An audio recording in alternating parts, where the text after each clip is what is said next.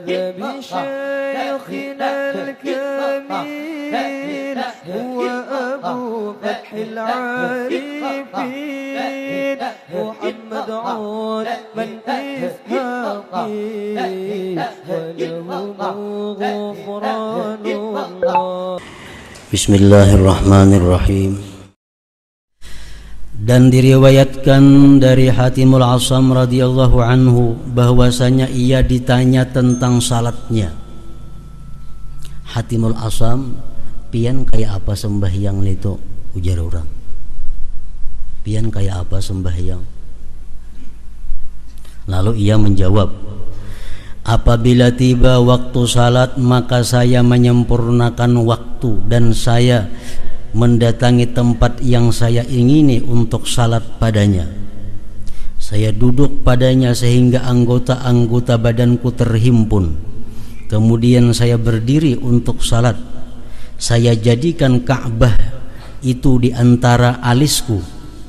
Siratal mustaqim, jembatan di bawah telapak kakiku. Surga di sebelah kananku, neraka di sebelah kiriku. Malaikat maut di belakangku, di mana salat itu saya duga sebagai akhir salatku. Kemudian saya berdiri antara harap dan takut. Saya bertakbir dengan tahqiq, dengan mantap. Saya membaca bacaan Al-Quran dengan tartil. Saya rukuk dengan rukuk yang merendahkan diri. Saya sujud dengan khusyuk, dengan dikhusyuk-khusyukkan. Saya duduk di atas pantat kiri, saya bentangkan punggung telapak kaki kiri, dan saya tegakkan telapak kaki kanan atas ibu jarinya, dan saya ikuti salat itu dengan ikhlas. Kemudian saya tidak mengetahui apakah salat itu diterima daripadaku atau tidak. Sidin nang sembahyang macam itu nah, sidin belum yakin sembahyang sidin itu bisa diterima oleh Allah. Padahal cara sidin sembahyang itu sudah sedemikian khusyuk, sedemikian luar biasa. Jadi jar sidin, bila aku hendak sembahyang, aku membayangkan Ka'bah itu di antara dua alis. Ka'bah di hadapan. Aku bayangkan batisku ini berjajak di titian siratal mustaqim. Aku bayangkan surga di sebelah kananku, neraka di sebelah kiriku, malaikat maut di belakangku, dan aku anggap ini sembahyang yang terakhir dalam hidupku. Nah, hanya kisah aku mengangkat takbir Allahu Akbar. Kalau sidin sembahyang dengan baik, dengan khusyuk, dan itu pun sidin aku belum tahu apakah sembahyangku itu diterima Allah atau kada. Nah, apalagi sembahyang kita nang kada kakaruan. Nang hendak sembahyang sahabat itu bergaya, hendak sembahyang sahabat aja berbuat hal-hal nang kada baik, nang kada beradab di sisi Allah. Hanya sembahyang jauh daripada Hatimul Asam ini.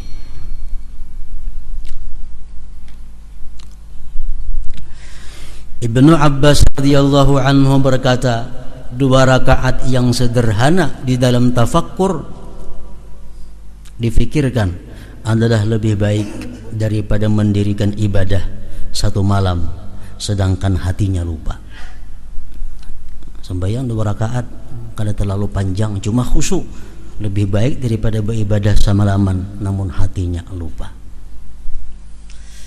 Nah, jadi Hatimul Asam tadi mengajarkan kepada kita kayak apa caranya supaya kita sembahyang itu bisa bujur-bujur ta'zim, mengagungkan Allah. Jadi kita bayangkan sembahyang itu Ka'bah di hadapan kita, ini malaikatul maut di belakang kita, dan ini sembahyang yang terakhir. Imbah ini aku belum tentu kawa sembahyang lagi. Batisku berada di titian siratal mustaqim. Bila salah-salah gugur ke neraka. Nah, terus sembahyang kita bisa lurus. Diriwayatkan dari Ibni Abbas radhiyallahu anhuma bahwasanya ia berkata, Daud sallallahu alaihi wasallam dalam munajatnya berkata, wahai Tuhanku, siapakah orang yang tinggal di rumahmu, dan dari siapakah yang engkau terima salat itu?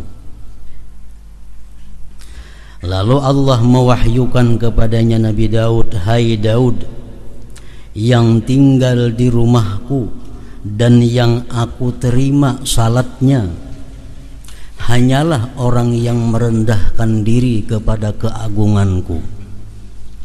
Ia lalui siangnya dengan ingat kepadaku, dan ia menahan nafsunya dari syahwat keinginan-keinginan karena aku. Ia memberi makan kepada orang yang lapar. Ia memberi tempat melindungi orang asing dalam perjalanan, dan menyayangi orang yang tertimpa bencana. Itulah orang yang cahayanya cemerlang di langit seperti matahari. Jika ia berdoa kepadaku, maka aku perkenankan, dan jika ia memohon kepadaku, maka aku memberinya. Aku jadikan di dalam kebodohan akan kesantunan baginya, dalam kelalaian akan keingatan, dan dalam kegelapan akan cahaya. Perumpamaannya di kalangan manusia adalah seperti Firdaus pada setinggi-tinggi surga, yang sungai-sungainya tidak kering dan buah-buahnya tidak berubah. Nah, jadi di dalam ini wahyu Allah kepada Nabi Daud ini, bahwa Allah Subhanahu wa ta'ala menerima sembahyang itu bukan hanya sekedar khusyuk seseorang, tetapi ada sangkut pautnya dengan kelakuan-kelakuannya di luar sembahyang.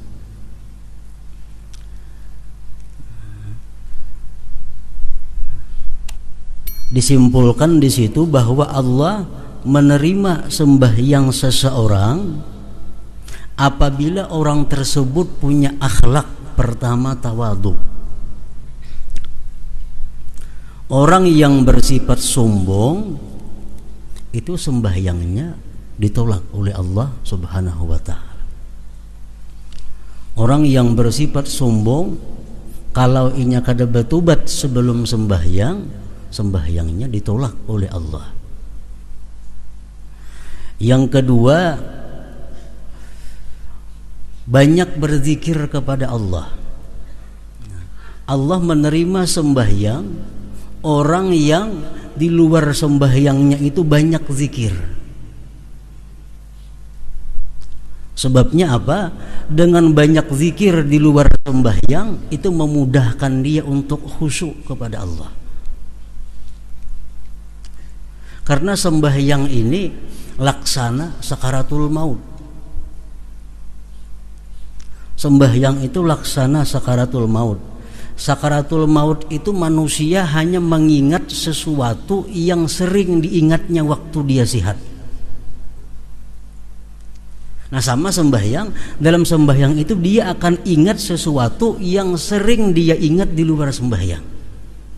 Kalau di luar sembahyang inya banyak zikrullah, dalam sembahyangnya dia akan dapat khusyuk. Kalau di luar sembahyangnya dia banyak ingat hal-hal yang bersifat duniawi, dalam sembahyangnya pun dia akan ingat hal-hal yang bersifat dunia. Nah, jadi Allah menerima sembahyang orang yang banyak zikir kepadanya. Artinya orang yang banyak zikir kepada Allah, kalau dia sembahyang, sembahyangnya jadi khusyuk. Maka itu sakaratul maut. Waktu kita menghadapi sakaratul maut itu apa yang kita ingat? Apa yang biasa kita ingat waktu sigar, waktu hidup? Kita keingatan kebun, keingatan ternak, keingatan tanaman kita, pehumaan kita. Nah, waktu sakaratul maut kita kadang-kadang mengingat Allah, yang kita ingat pehumaan, kebun.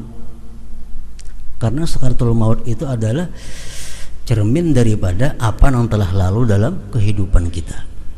Nah, sama sembahyang macam itu juga.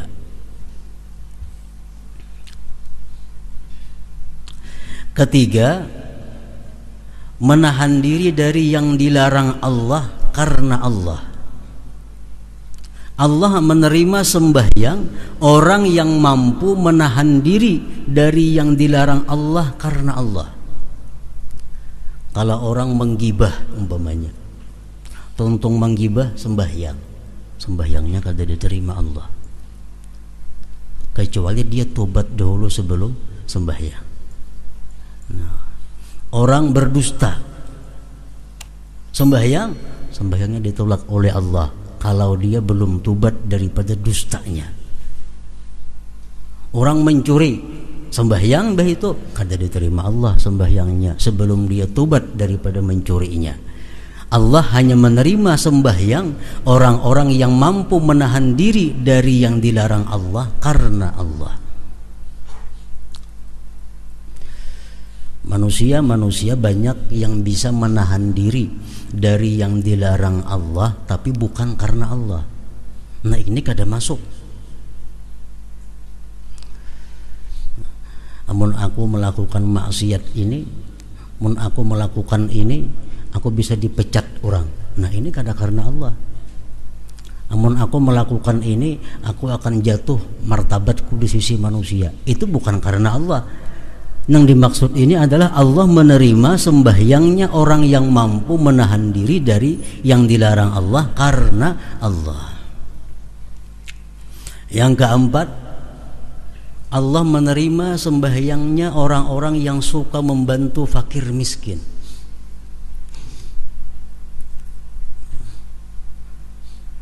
Orang yang tidak membiarkan fakir miskin kesusahan, orang yang tidak membiarkan fakir miskin kelaparan, sembahyangnya ditolak oleh Allah.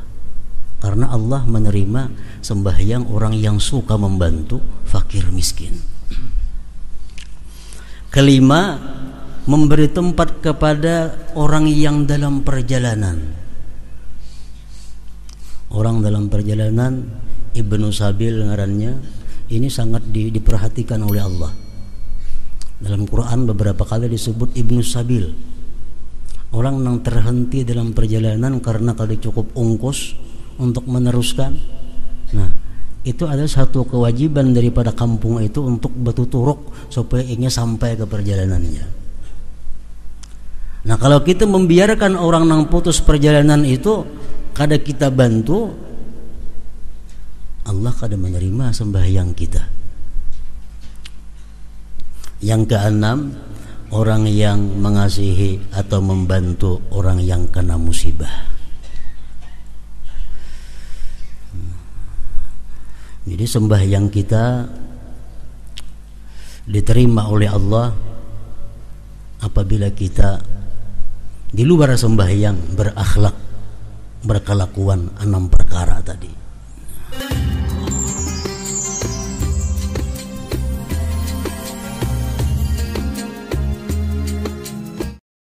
Terima kasih Anda telah menyaksikan ceramah dari Kiai Haji Muhammad Bahid. Semoga bermanfaat dan jangan lupa subscribe, like, share, dan komen.